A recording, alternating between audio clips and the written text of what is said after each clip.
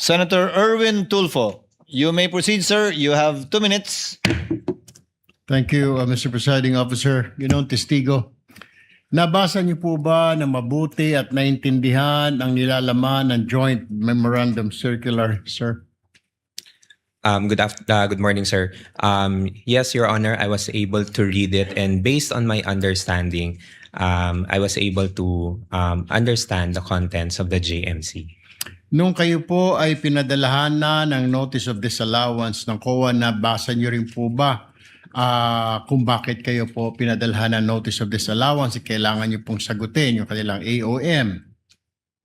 Yes po, for the 2022 and 2023. 2022. So naintindihan po ninyo na sinasabi doon ng COA na while confidential funds allow for the payment of rewards to civilian information, yung COA po has ruled that this cannot be structured as broad distribution of medicines, food, grocery packs, or household goods. And that kung ito po ay reward, dapat po specific targeted financial payouts lamang po at hindi po pwedeng ibili ng mga gamot o ng mga upuan bilang reward. Naintindihan niyo po ba yun? Sir, based on my understanding, sir, that is the initial observation coming from the COA, and we were able to provide comment on that on our replies. Tama. Pero alam niyo po ba ng Office of the Vice President is a civilian office? Ibig sabihin, hindi po sila military, therefore, hindi po sila maaaring mag-possess ng formal national security or law enforcement mandate. Sabi po ng COA guidelines, sir, again, specifically, the operational intelligence gathering is the domain of military, police, and specialized enforcement bodies. Hindi po kasama ang VP, PSPG po roon. Did you know that?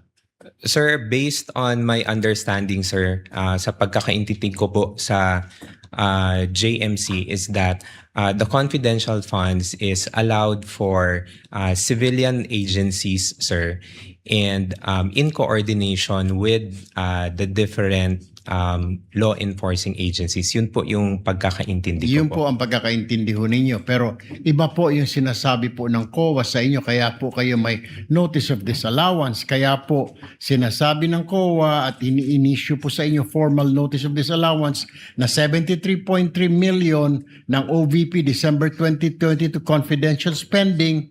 Yung po ang dahilan na major reason for this allowance was the 24.93 million pesos spent on medicines and 34.857 million spent on various goods were improperly categorized under the guise of intelligence rewards. Alam niyo po ba yun? Kaya pinadalhan po kayo ng COA, sir.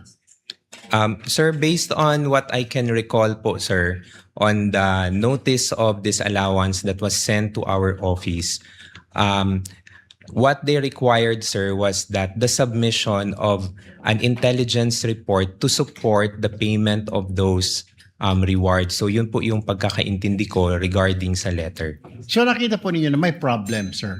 May problem. Kaya kayo pinagpapaliwanag. There is an issue po, sir, that we needed There's to an comply. issue. Okay.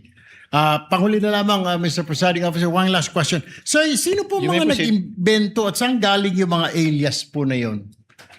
Is that only Colonel La Chica o sa grupo ninyo, sila Chippy McDonald, sila Pusa, Aso, etc. May sila Pagong. Who invented those? Sir, I do not know, sir. Number one, sir, I cannot answer, sir, if invented, sir. But as to the AR, sir, I cannot provide information, sir, because I do not have any participation in the implementation of the confidential activities. Thank you, Mr. Witness. Presiding Officer, thank you, sir. Thank you very much, Senator Judge Erwin Tulfo. Senator Judge Pangilinan is recognized. You have 2 minutes, sir. You may proceed when you're ready. Maraming salamat. Magandang umaga, Ginoong Ortonio. Good morning, sir. Yes. Pwede nyo bang ipaliwanag yung naging proseso, no? Dahil base sa testimonya ni Acosta, ni Ginang Acosta at sa inyo, yung testimonya nyo, From December 2022 to September 2023, a total of 122 million pesos in cash was distributed to perhaps hundreds of informants after doing surveillance work, was given rewards, and they purchased medicines. Tama po? Based on the information that was shared to me by the security officer, That's sir. correct. Yun yung nangyari. Based on the information, sir. Bakit gamot? Would you know? Sir, I would not know, sir, but although based on the information that was shared to me by the security officer, those were parang yun po yung representation or yun daw po yung inilapit ng mga informants or agents that they needed at the time. Bilang reward. Yes, as a Pero form pera of- ang binigay, sabi ninyo. No? Yes, sir. Pero Based- hindi nyo alam kung talagang gamot ang binili. I would Dahil- have no idea, sir, on the implementation, sir. Dahil walang resibo. Acknowledgement receipt meron. Acknowledgement receipt, sir. You were head of the BAC, no? Bids and Awards. Bids and awards. So committee, familiar sir. ka, pagka regular purchases, dapat may bidding ang medicines. Correct, sir. Di ba? Yes, sir. So, kung yun ang pinaliwanag sa'yo, sa loob ng 9 na buwan, hindi mo ba tinanong o hindi mo ba sinita na dapat pagka medicines, dapat bidding? Kasi ako ang head ng Bids and Awards. Alam ko yan eh. Sir, I was only made aware of the concern regarding the medicines and food supplies, sir, when the AOM, when we received the AOM, which was around October of 2023, sir. So that was parang almost 9 months after the 2022 na implementation for the confidential funds. Okay. So, hindi mo alam kung bakit gamot. No? Sinabi lang sa'yo. No? Pero bilang in charge ng financial services, yun na nga, hindi mo rin talaga alam kung yung 122 million ay gamot ang binili. For that purpose, sir, I would have no personal Yes. knowledge, sir. At sa usapin naman ng supplies, sabi, purchase of supplies. Anong supplies yun? Would you know? I do not know of, I'm not familiar, sir, kung ano po yung mga supplies na So ni-request. hindi mo po, rin sir. alam na yung 112 million pesos worth of goods. Anong goods yun? Again, sir, I would have no personal knowledge, sir, on the specifics of the supplies, sir. You know, you have 2 master's degrees. You're a graduate of Ateneo. Would you consider this usual? As far as sa I mean, now that you know, di ba sabi nga nila, hindsight, 2020. Vision is always 2020 in hindsight. So ganitong para sa surveillance, binigyan ng gamot na 122 million, yung mga informant, sila na lang daw ang bibili ng gamot. Is this usual? In terms of using government funds? And you being a BAC head?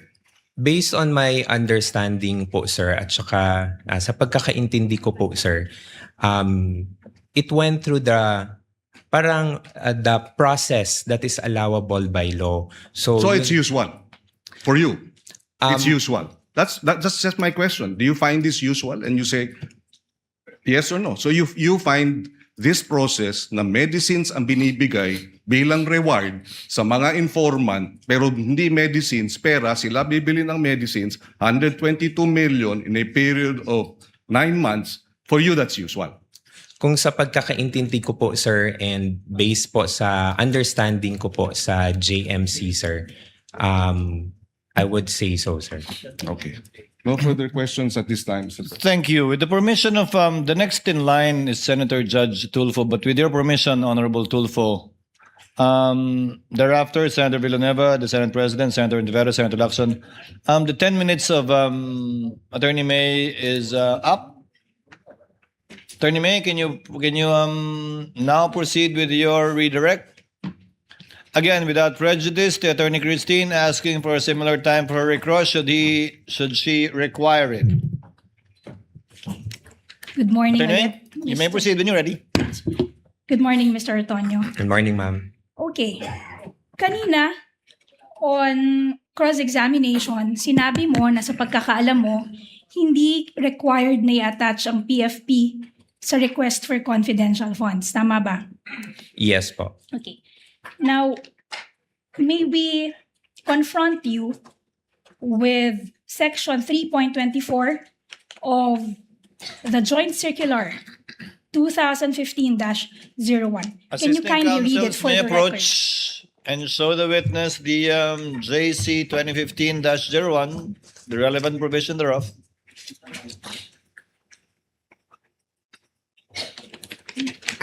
Can you kindly read for the record what 3.24 of the Joint Circular states?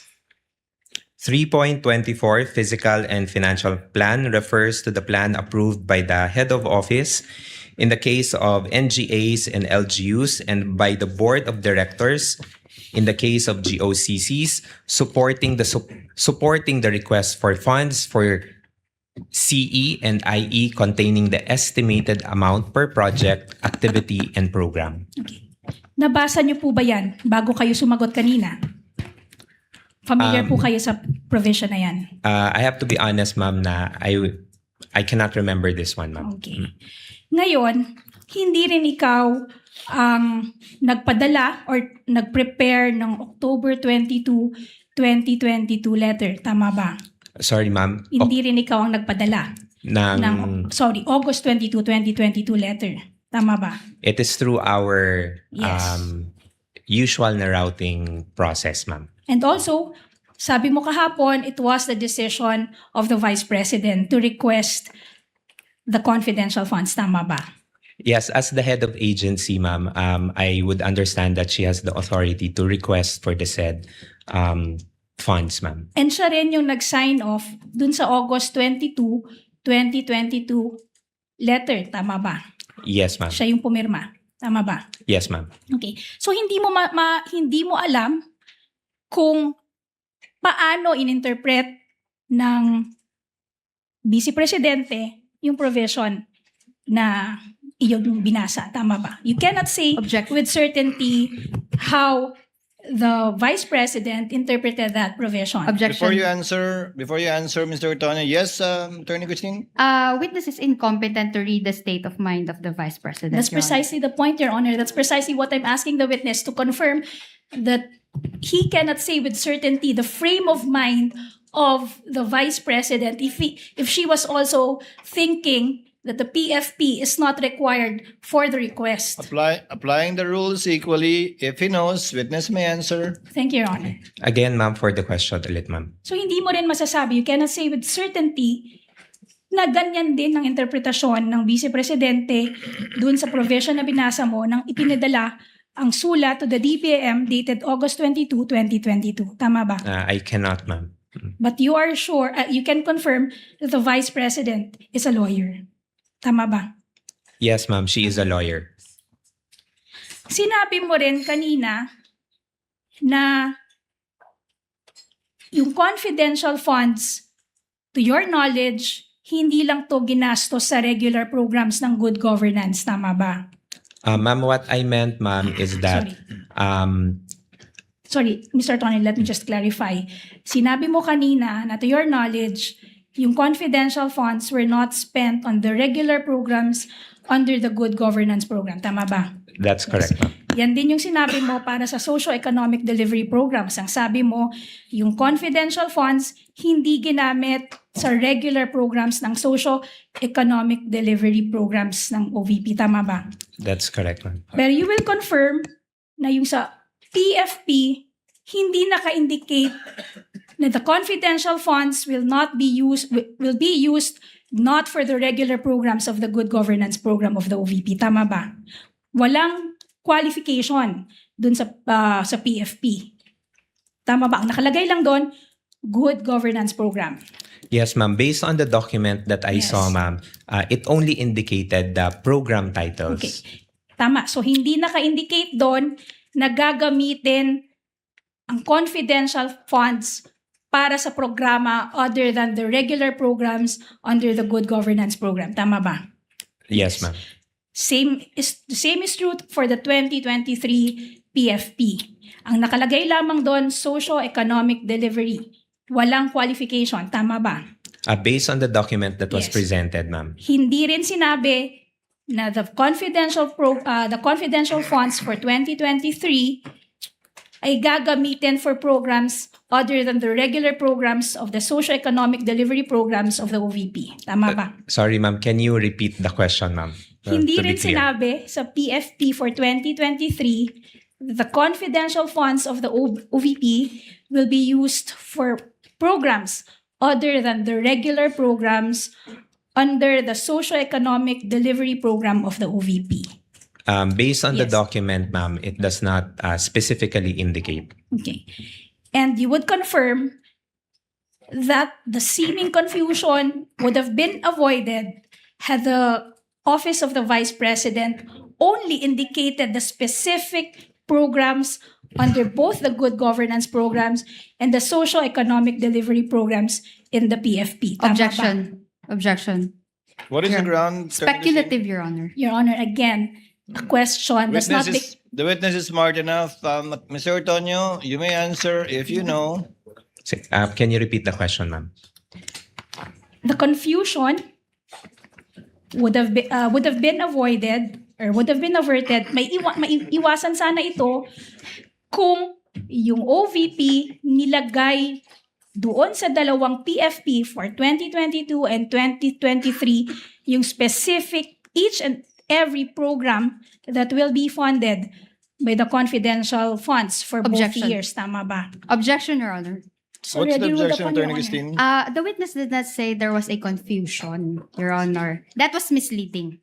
I didn't say, Your Honor, that this witness mentioned But her question says, so the confusion should have been avoided, Your Honor. The question is misleading. because, Your Honor, there was an inconsistency, Your Honor. Earlier, She is interpreting and making conclusions out of the answer of the witness, Your Honor. Attorney May, kindly reform. Yes, the witness did not say that he was confused. okay. Reform, you can get to the same point. Throw another way. Okay. So, Mr. Ortonio, kung nilagay yung each and every program that will be funded, stinate doon sa dalawang PFP, yung particular programs na paggagamitan ng confidential funds, wala sanang question kung saan ito ginamit. Tama ba? Objection, Your Honor. Same objection, Your Honor. Actually misleading kasi wala sanang questions. He did not say that there were questions on Then the I will confidential. drop the sana, Your Honor. Mr. Ortonio, if I may, counsels, Mr. Ortonio, bakit hindi nilagay doon sa PAP yung particular ng good governance at socio-economic program na hindi ito bahagi doon sa original o regular na budget ng OVP? Sa Sir, pagkakaalam mo. thank you, Your Honor. On the question, sir, on kung bakit hindi nilagay, sir, I would have no personal knowledge, sir, on why, since the document was prepared by our special disbursing officer. Sa paggawa ng sagot sa OEM, sa palagay mo ba kung nilagay niyo yon, hindi na masasama sa OEM, sa AOM yon? Based on my understanding, sir, it could have helped, sir, to clarify. Okay. Your witness, counsel? Okay. Mr. Ortonio, yesterday and today, paulit-ulit mong sinasabi na wala kang participation sa disbursement and implementation of the confidential funds. Tama ba? Yes, ma'am. So, hindi mo rin alam kung talagang saan ginamit yung confidential funds, kung anong programa dinisburse ito. Tama ba? Objection. Objection, Your Honor. What is the ground? Not Attorney covered by Christine? the cross. Let's give her sufficient leeway, counsel. This is one of the questions in the minds of the senator judges. Just to clarify, you may answer it, Mr. Ortonio. No, I would not have any personal knowledge. So, hindi mo rin alam, based on your personal knowledge, na yung confidential funds ay hindi ginastos sa regular programs under the Good Governance Program. Tama ba? Kasi wala kang sabi mo, wala kang participation, wala kang personal knowledge kung saan dinisburse yung confidential funds? Tama ba? Based on my understanding, ma'am. Wala ka ring personal knowledge kung paano in-implement ang confidential funds. Tama ba? Yes, ma'am. So hindi mo rin masasabi based on your personal knowledge na yung confidential funds ay ginastos sa mga programa other than the so-called regular programs of the Good Governance Program. Objection, Your Honor. What is the ground, Christine? Misleading, Your Honor. The witness did not say that the confidential funds were spent on the good governance programs of the OVP. That was not the point, Attorney Christine. Witness may answer.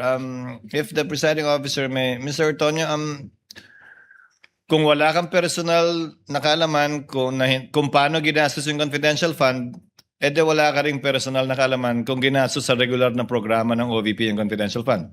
I do not have any personal knowledge, sir, on how the confidential funds was At implemented, all. sir. Kung saan napunta yon, wala kang alam. No, sir. Kung I napunta don't. man sa tama o mali, madumi o malinis, wala kang alam.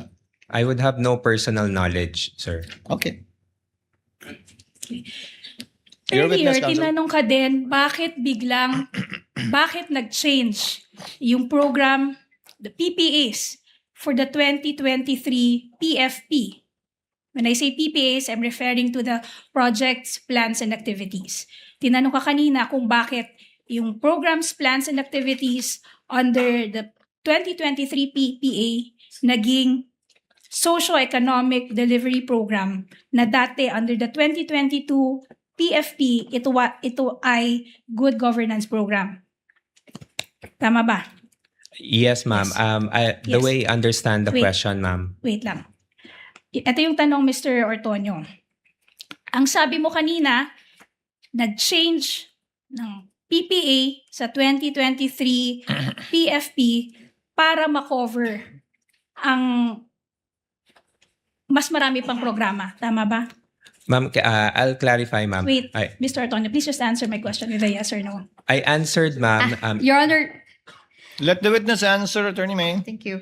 I answered the question earlier, ma'am, in the context of why there was a change from good governance to socio-economic delivery in the context of what is reflected in the GAA. So that's how I answered it, ma'am. Okay.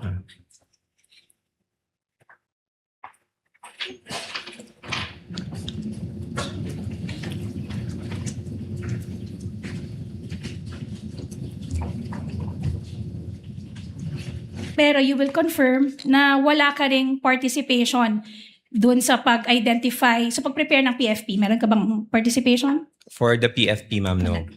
Okay. Kanina tinanong ka rin tungkol sa petition for review na final ng OVP sa COA. Tama ba? Yes, ma'am. And you will confirm that this petition for review was denied by the COA. Tama ba? And yes, ma'am, and Yes. subject for motion for reconsideration. Ibig sabihin, nang dininay ito ng COA, yung COA, it stood pat with its earlier decision, with its earlier findings. Tama ba? Your Honor, If he knows, counsel.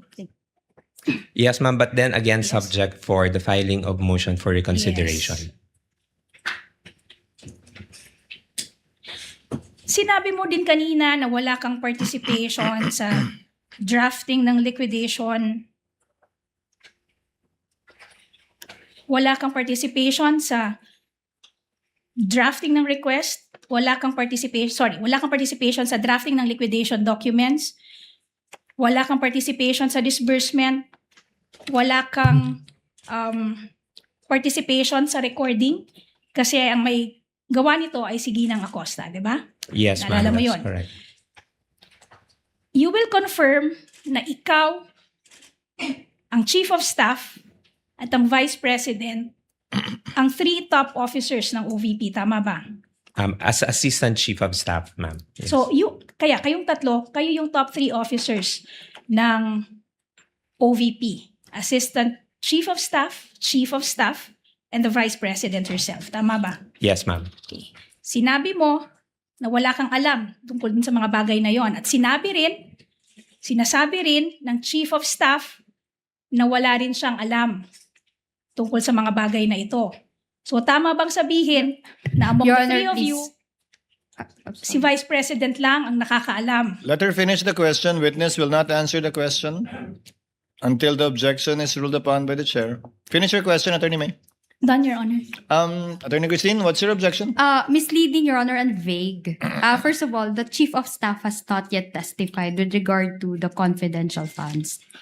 Well, Attorney Christine, the court took judicial notice of the proceedings in the House of Representatives where the Chief of Staff, Attorney Lopez, testified, and I went through the TSN, and such statements were made along those lines by the Chief of Staff of the Vice President. Witness may answer. Ma'am, can I be clarified with the question? Can you repeat the question, please? Okay.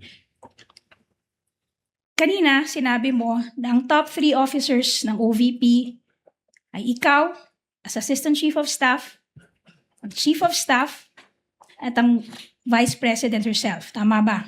Yes, ma'am. Ngayon, sinabi mo na wala kang alam tungkol sa drafting ng liquidation reports. Tama ba? Wala ka ring alam sa disbursement ng confidential funds. Wala ka ring alam tungkol sa recording relative to the confidential funds. Tama ba? Yes, ma'am. Ito rin yung naging posisyon ng Chief of Staff. Wala rin siyang alam tungkol sa mga bagay na to. Ngayon, tama bang sabihin na dahil kayong tatlo ang top 3 na officers or officials ng Office of the Vice President, si Vice President lamang ang may alam tungkol dito sa mga bagay na to? Objection. What's the ground, Christine? Speculative, Your Honor. If you know, Your Honor, again, Your Honor, we don't want to belabor this point, Your Honor, but Defense Counsel keeps bringing us back to this point, Your Honor. The question does not become speculative simply because it's couched in a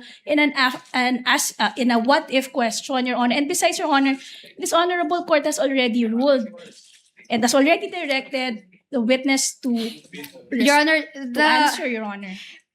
the counsel would want the witness to speculate on the state of mind of the Vice President. No, Your Honor.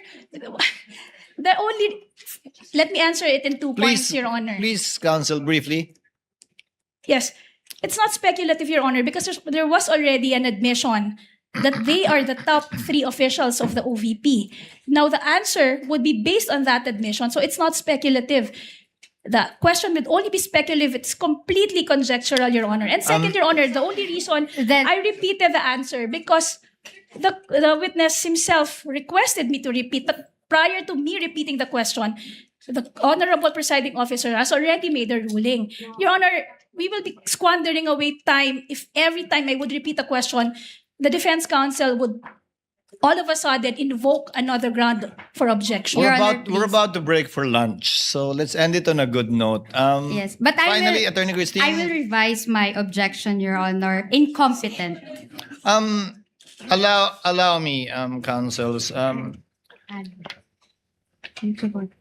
Base sa testimonya mo, Ginoong Tonyo, wala kang alam sa paggastos, pag-liquidate, pag-disburse ng confidential fund. Tama? Yes, that's correct, Your Honor. Sabi ni Gina Acosta, wala rin siyang alam. Tama? Alam mo ba yan? Na wala rin siyang alam sa paggastos ng confidential fund at kung paano ito niliquidate. Would you know that? Based on what I have read Na in testimonya news, niya? sir. Yes, sir. Base sa pagkakaalam mo, alam ba ng Vice President kung paano ito ginastos? The way I understand it, sir, as the head of agency, I would understand that she knows the implementation, sir. Yes. So si Colonel Lachica, alam din siyempre. Yes, sir. As the security officer, I would So assume, sa sir. loob ng opisina ng OVP, si VP Sara as head of agency lang ang nakakaalam, ikaw bilang assistant chief of staff, yung chief of staff mismo, walang alam, at si Colonel Lachica na ayon sa katanungan ni Senator Judge Soto kanina lang, na hindi naman bahagi ng opisina ng OVP. Yes, Your Honor. Okay. That would be all for redirect, Your Honor. Do you have a short recross, Attorney Christine, or a long one? Do we pause for lunch, or do you want to finish your cross before lunch? We don't have to call lunch at 12 o'clock. We can do it at 12 past 12. After lunch, Your Honor. You prefer Because- after lunch? Thank you. Yes, Your Honor. Then, since it's only 11:57, we have time for one more, Senator Judge. If you want to avail of it, yes, I see Senator Judge Tulfo, the next one to interject, raising his hand. The sequence would be Senator Judge Rafi Tulfo, Senator Judge Villanueva, the Senate President, Senator Judge Ontiveros, Senator Judge Lacson, Senator Judge Padilla, and I just saw Senator Judge Bam. So we have time for one or two more Senator Judges before breaking for lunch. Senator Judge Rafi, you are recognized, sir. You may proceed. You have 2 minutes, sir. Thank you, Mr. Presiding Officer. Kayo po ay nag-reply sa AOM from COA for the check number 244027 dated 20 December 2022. Ano po yung proseso na ginagawa nyo once kayo po ay nakatanggap ng AOM or disallowance? Good morning, Your Honor. When we receive AOMs within the office, once we receive it, we inform of course, the Chief of Staff and of course also the head of agency of the AOM. We send them a copy for their information. Do you investigate? Once meron na pong instruction to kung sino po yung magko-conduct ng review, then that's the time po that we conduct a necessary review for Do you ask the reply. questions? Yes, sir, to the concerned na mga To the concerned. concerned na mga divisions. What questions do you ask, for example? Usually, sir, we ask point per point on what is Point per point, okay. point per point what is indicated in the AOM so Yes. that we can also address the concerns point by point. Very good. Now, isa sa mga AOM ay observation ng COA, kulang sa mga dokumento. Halimbawa, itong sinabi rito, 170,000 at marami to by the millions. 170,000 for the payment of reward, open and closed medicines. Did you not ask, ano ba talaga to? Anong klaseng medicine ang binili? Kasi ang pagkakalam ko, meron kayong pera from confidential funds, binigay nyo doon sa informant para siya nang bumili ng medisina. Yes, sir. Yun po Did you yung- ask kung anong medisina ang binili para sa medisina bibili nung informant, yung pera? When the time na nag-consult po ako with the security officer, sir, I did not ask anymore on the specifics, but I asked on paano po yung naging process nila in terms of noong pag-release ng funds for the informants or for the agents. Sir, you are a very highly educated person from prestigious schools. Come on, it doesn't make sense. It defies logic. Tatanungin mo dapat to protect Sarah kasi very close ka kay Sarah. Teka muna, anong klaseng mga medisina ang binili? Nasaan yung reseta?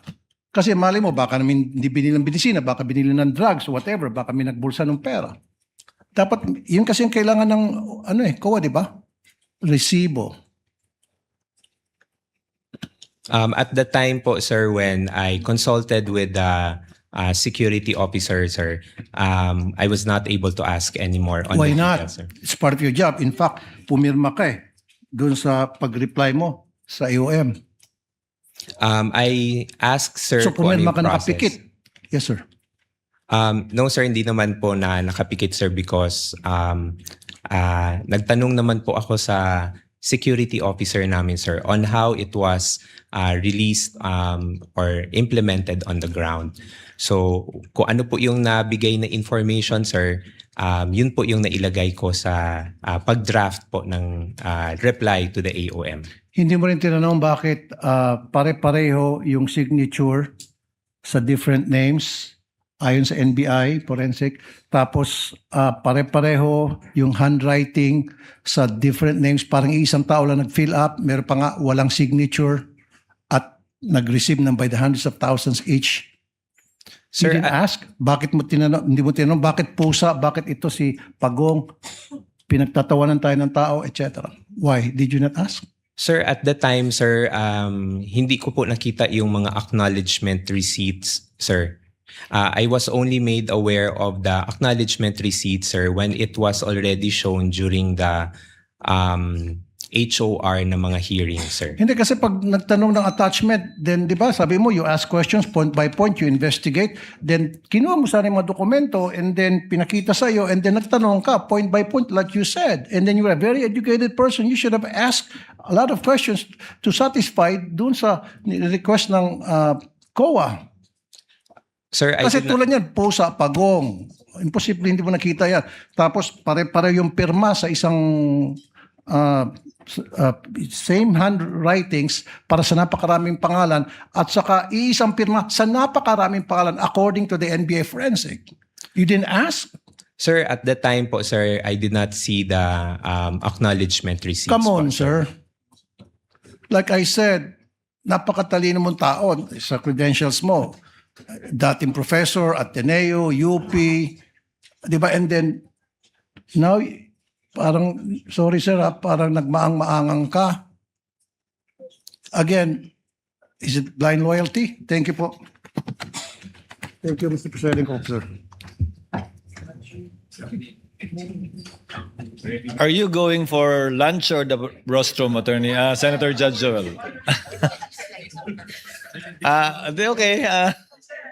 I thought you were headed towards lunch already. Senator Judge Villanueva, as the last Senator Judge to interject before we break for lunch.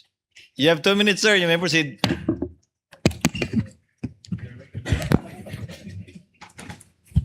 Thank you. Mr. Witness, sinita po kayo ng COA dun sa pag-approve nyo ng disbursement voucher, no? Yung 125 million. At ang explanation nyo, delegated po sa inyo pag more than 1 million. Is that correct? Yes po, sir. There is an office order, sir. Ano yung extent of your authority? Ministerial approval or may responsibility din kayo na determine if this is lawful, properly supported, and authorized expenditure bago kayo pumirma? There is also a level of checking, sir, if documentary attachments have been complied, sir, prior to the affixing my signature, sir. Like, Kung sa mga disbursement vouchers, sir, dapat merong mga supporting documents on the reasons for the request po, sir. like, One of which, sir, say for example, there is an activity design, sir, which indicates kung ano yung mga activities to be done and the expenses for those activities. okay, nung winidraw po yung salapi, 125 million, sabi po ni Ms. Acosta, you accompanied her. Alam niyo po na after nung winidraw yung salapi, diretso po pinlace ito sa custody ni Colonel Lachica. Alam niyo po yun? At the time, sir, I did not know, sir, kung ano yung arrangement nila ni Miss Gina Acosta, sir. I just accompanied her to the bank, sir, as per her request. So you have no knowledge. I have no knowledge po, sir. You're the disbursement officer. You don't have any knowledge. So wala ding written authority, no? Anyway, dun po sa testimony ni Ms. Acosta, sabi po niya, si Colonel Lachica was not bonded, yet the confidential funds were released to him because he was supposedly na siya yung mag-implement ng activities on the ground. As Assistant Chief of Staff, as disbursement voucher signatory, officially approving the DVs. Aware po ba kayo dito sa ganitong arrangement? I had no personal knowledge po, sir, on that arrangement, sir. Kasi kung ganun, parang sinasabi nyo na parang ministerial duty lang po yung sa inyo. Although kanina sabi nyo hindi po. Kasi why would you allow that, no? Then next question, Asek, kayo po mismo yung pumipirma dun sa November 30, 2023 OVP response to COA stating that all transactions involving the 125 million pesos were valid, proper, and regular, and explaining that the 40 million medical and food aid was given to persons conducting nationwide surveillance operations. Bago po ninyo ginawa, may factual representation po ba kayo sa COA? Ano po yung inyong ginawa, yung personal po ninyo na verify bago niyo po ito ginawa? Sorry, sir. The question again, sir. Just to be clarified lang, sir. Ulitin ko po yung question.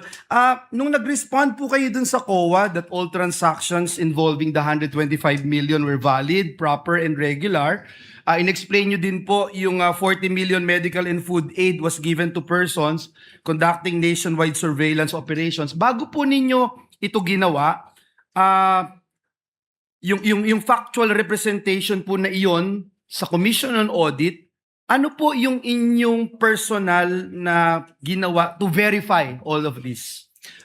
I consulted po yung our security officer on how the implementation was done on the field, sir. And what was relayed to me, sir, yun po yung nilagay ko sa draft for the reply, Ano sir. po yung hiningi nyo? Information, sir, on how it was implemented, sir. So I asked if I can remember it right, sir, because it was quite a long time ago, sir. I asked kung paano yung manner of release of the funds on the ground, sir, and especially yung sa medical and food aid, sir. And what was relayed to me, sir, was that the funds were released to the informants or the agents through cash, and then based on their representation that they would need these funds for the purchase of medicines and supplies. Binanggit nyo po dun sa AOM na lumabas na notice of suspension, wala pong nakalagay na misuse of funds.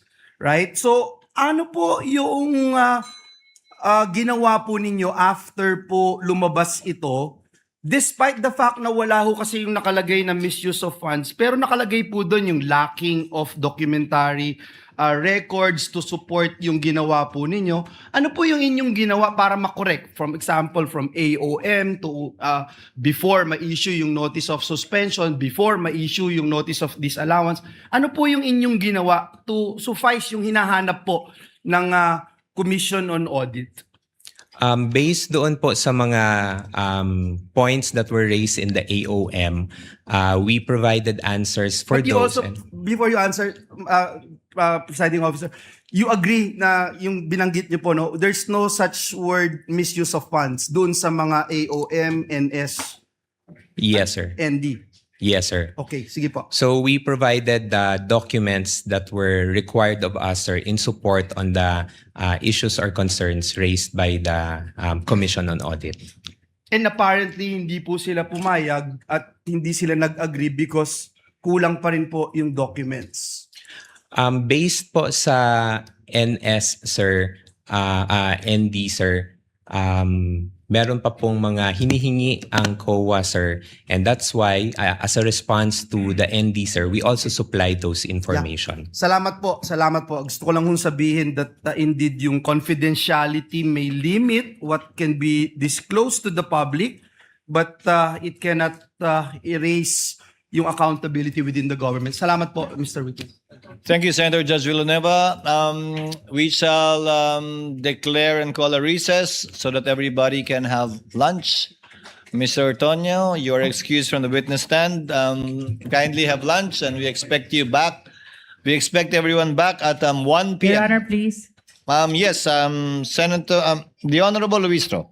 Your Honor, may we just know if Colonel Boransing is already in the premises, because we understand that the prosecution will be presenting him immediately after the recross of Mr. Ortonio. He is not yet in the building, and we will address that when we reconvene. There's nothing we can do about it anyway at this point in time. We will Thank you, inform Your you of the circumstances before we resume at 1 p.m. We are on recess until 1 p.m. Kindly have a hearty lunch.